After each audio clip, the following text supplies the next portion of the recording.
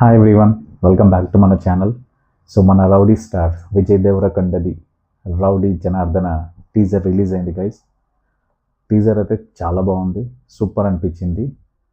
టీజర్లో నాకు first point Vijay Deverakonda looks మాత్రం సూపర్ ఉన్నాయి.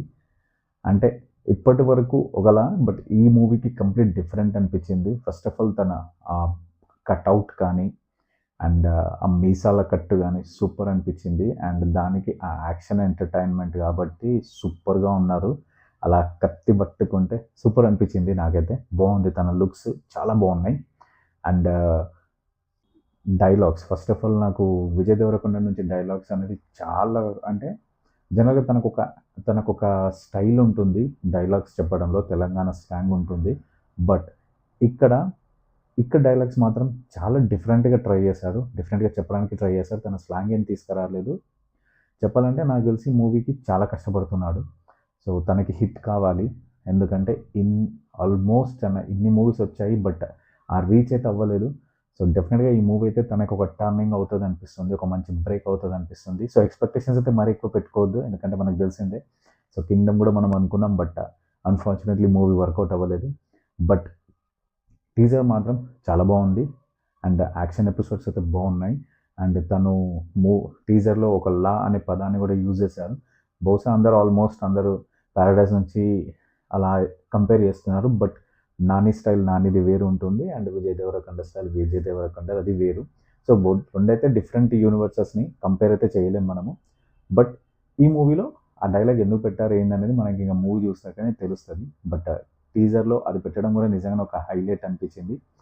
అండ్ తర్వాత వచ్చేసి డైలాగ్ కూడా అసలు చాలా పెద్ద డైలాగే అనిపించింది నాకైతే. సో ఓవరాల్గా చూస్తే మూవీ అయితే కంప్లీట్ యాక్షన్ ఎంటర్టైన్మెంట్ అనిపించింది. అండ్ స్టార్ట్ అయినప్పుడు నాకు టీజర్లో కొంచెం కింగ్డమ్ అనిపించింది. అంటే కింగ్డమ్లో కూడా మనకు అలా మాస్క్ పెట్టుకొని షార్ట్స్ ఉంటాయి కదా, సో అలానే అనిపించింది. బట్ కాదు, తర్వాత వేరే టర్న్ అయిపోయింది. సో బాగుంది. సో కింగ్డమ్లో అయితే ఉండొద్దు, అలా లేకపోతే మాత్రం మూవీ బాగుంటుంది అనిపిస్తుంది. సో ఎక్స్పెక్టేషన్స్ అయితే వచ్చాయి టీజర్ బట్టి. అండ్ మనకు తెలుసు దిల్ రాజు గారు డెఫినెట్గా ఒక మంచి స్ట్రాంగ్ పాయింట్ ఉంటేనే తన మూవీస్ తీస్తారు. సో డెఫినెట్గా ఇది ఎక్స్పెక్ట్ చేయొచ్చు మూవీ అయితే. అండ్ సర్ప్రైజింగ్ ఏంటంటే డైరెక్టర్ గురించి మాట్లాడుకోవాలి. డైరెక్టర్ వచ్చేసి రవి కిరణ్ కోలా. ఈ డైరెక్టర్ మీకు అందరికీ తెలుసో తెలియదో నాకు తెలియదు, బట్ ఈ డైరెక్టర్ వచ్చేసి తన ప్రీవియస్ మూవీస్ రాజువారు రాణివారు అండ్ అశోకవనంలో అర్జున కళ్యాణం, అసలు ఈ రెండు మూవీస్ చాలా సాఫ్ట్ లవ్ స్టోరీస్. అలాంటి డైరెక్టర్ దగ్గర నుంచి ఇలాంటి కంప్లీట్ యాక్షన్ ఎంటర్టైన్మెంట్ అండ్ ఇంత మాస్ ఎంటర్టైన్మెంట్ అనేది నిజంగా అయితే షాక్ అయ్యాను. సో డెఫినెట్గా మంచి సబ్జెక్ట్ ఉండొచ్చు, అండ్ డెఫినెట్గా డైరెక్టర్ మంచి డైరెక్టరే కాబట్టి సో చూద్దాం ఎలా ఉంటుందో ఎక్స్పెరిమెంట్. టీజర్ వరకు అయితే బాగుంది, చాలా బాగుంది. అండ్ టీజర్లో నాకు ఇంకోటి హైలైట్ అనిపించింది, background music. So background music మాత్రం చాలా అంటే చాలా బాగుంది. అసలు ఆ ఎలివేషన్స్ పడుతున్నప్పుడు సూపర్ అనిపించింది. అండ్ మ్యూజిక్ డైరెక్టర్ మన క్రిస్టఫర్ జేవియర్, తను మలయాళం మ్యూజిక్ డైరెక్టర్. సో చాలా బాగుంది, బాగా అనిపించింది. అండ్ మూవీ వచ్చేసి ఆల్మోస్ట్ పాన్ ఇండియా మూవీయే. సో విజయ్ దేవరకొండ చాలా రోజులు ట్రై చేస్తున్నాడు పాన్ ఇండియా స్టార్ అవ్వడానికి. సో మేబీ ఈ మూవీ ఒక మంచి మంచి ప్లాట్ఫామ్ అవుతుంది అనిపిస్తుంది.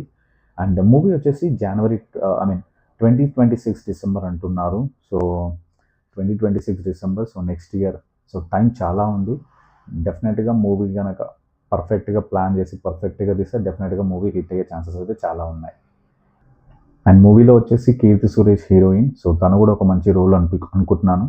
సో తన క్యారెక్టర్ అయితే ఇంకా మనకేం రివీల్ చేయలేదు, బట్ టీజర్ పరంగా మాత్రం బాగుంది. సో చూద్దాం ఇంకా అలాంటి అప్డేట్స్ వస్తాయి ఈ మూవీ తరఫు నుంచి. సో అది గైస్ మన Vijay Deverakonda rowdy Janardhana teaser review. So మళ్ళీ ఇంకో రివ్యూతో మళ్ళీ వద్దాం. Till the time, this is Banu signing off. Bye bye.